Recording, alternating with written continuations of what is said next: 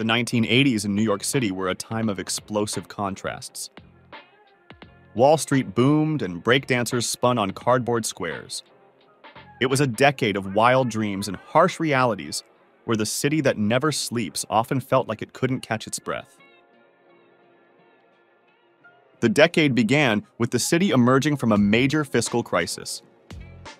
In 1975, New York City nearly declares bankruptcy, leading to budget cuts and service reductions. Graffiti-laden subway cars rumbled through neighborhoods struggling with poverty and neglect. Subway crime also reached its peak in the early 80s, with over 250 felonies committed per week. Unemployment remained high, and many families juggled multiple jobs to make ends meet. Yet, amidst the economic hardship, entrepreneurship thrived. Street vendors hustled their wares, for example, fake Rolex watches. Small businesses dotted the landscape, and a new wave of immigrants brought fresh energy and diversity. In the 1980s, New York City experienced a roaring economic boom fueled by Wall Street's financial frenzy. While the Dow Jones tripled, reflecting corporate mergers and stock market activity, this prosperity cast a long shadow on everyday life, creating a double-edged sword for the city. On one hand, the boom attracted ambitious professionals and investment, leading to the development of new industries and cultural landmarks. However, the flip side was staggering wealth disparity and rampant gentrification. Rising income levels around Wall Street pushed property values sky high, forcing longtime residents, often low-income families and communities of color, out of their neighborhoods. Vibrant cultural hubs like the East Village in Harlem lost their unique character as demographics shifted, while resentment towards the aloof financial elite simmered. The stark contrast between Wall Street opulence and the struggles of displaced residents became a defining image of the era. Activists fought for affordable housing and cultural preservation, but the scars of gentrification remain today. Understanding this complex relationship between economic growth and social equity is crucial for addressing ongoing challenges and charting a more equitable future for New York City. Hip-hop emerged from the Bronx, its raw rhymes echoing the struggles and aspirations of marginalized communities. Hip-hop wasn't just music, it was a cultural movement. DJs scratched and spun records, breakdancers defied gravity with their acrobatic moves, and graffiti artists transformed bare walls into vibrant canvases. The movement transcended neighborhoods, uniting young people across racial lines with a shared sense of identity and expression. Its impact stretched beyond the Bronx, reaching across the city and beyond. Hip-hop's energy and storytelling resonated with diverse audiences, becoming a soundtrack for a generation.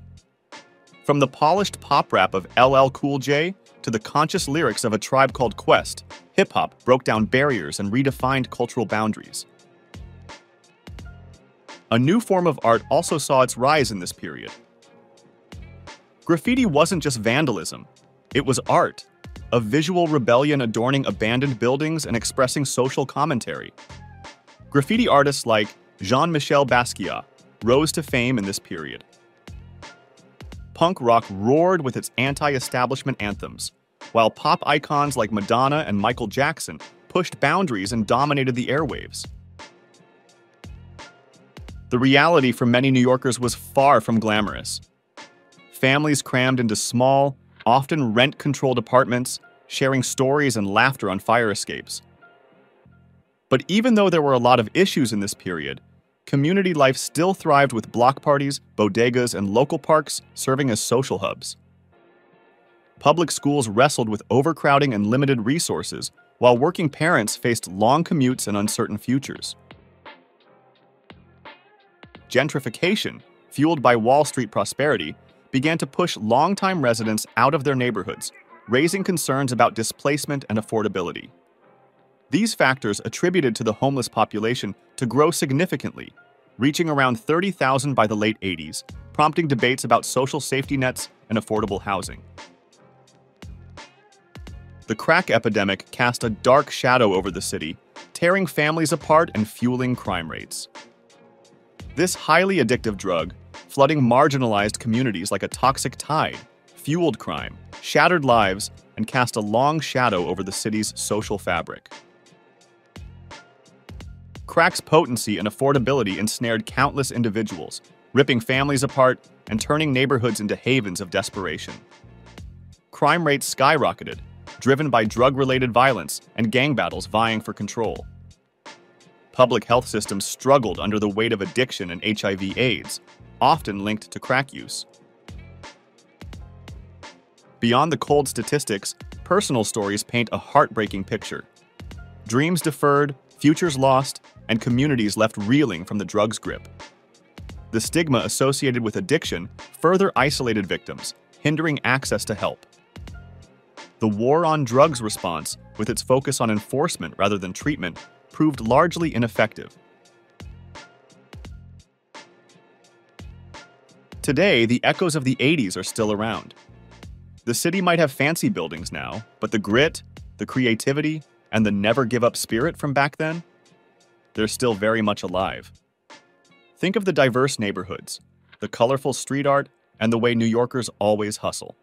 All reminders of that wild, unforgettable decade. Thank you for watching this video. If you liked it, be sure to like and subscribe for more content like this.